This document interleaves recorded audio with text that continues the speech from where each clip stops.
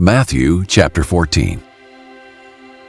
At that time, Herod the Tetrarch heard the report about Jesus.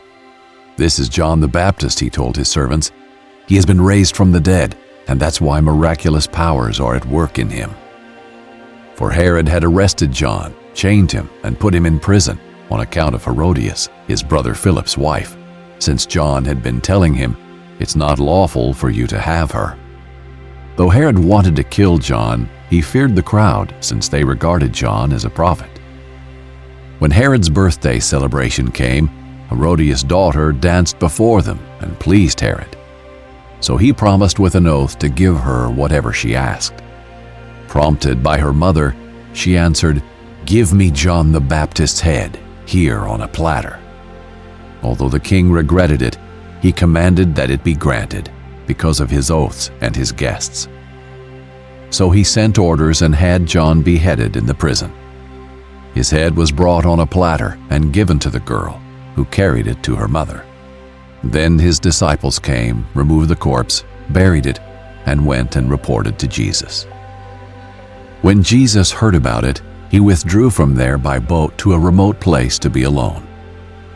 When the crowds heard this, they followed him on foot from the towns. When he went ashore, he saw a large crowd, had compassion on them, and healed their sick. When evening came, the disciples approached him and said, "This place is deserted, and it is already late. Send the crowds away so that they can go into the villages and buy food for themselves." "They don't need to go away," Jesus told them. "You give them something to eat."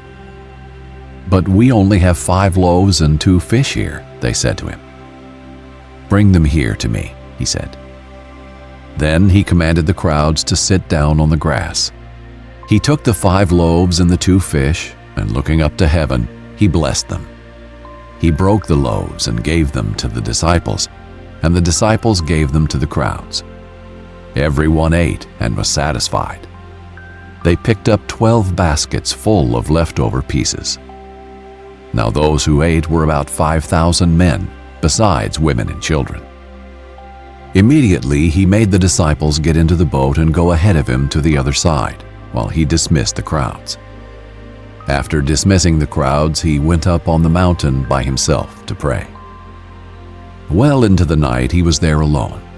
Meanwhile the boat was already some distance from land, battered by the waves because the wind was against them. Jesus came toward them, walking on the sea, very early in the morning. When the disciples saw him walking on the sea, they were terrified. "It's a ghost," they said, and they cried out in fear. Immediately Jesus spoke to them. "Have courage, it is I. Don't be afraid." "Lord, if it's you," Peter answered him, "command me to come to you on the water." He said, "Come." And climbing out of the boat, Peter started walking on the water and came toward Jesus. But when he saw the strength of the wind, he was afraid, and beginning to sink, he cried out, "Lord, save me!" Immediately Jesus reached out his hand, caught hold of him, and said to him, "You of little faith, why did you doubt?" When they got into the boat, the wind ceased.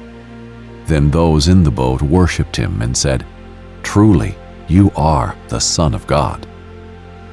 When they had crossed over, they came to shore at Gennesaret. When the men of that place recognized him, they alerted the whole vicinity and brought to him all who were sick. They begged him that they might only touch the end of his robe, and as many as touched it were healed.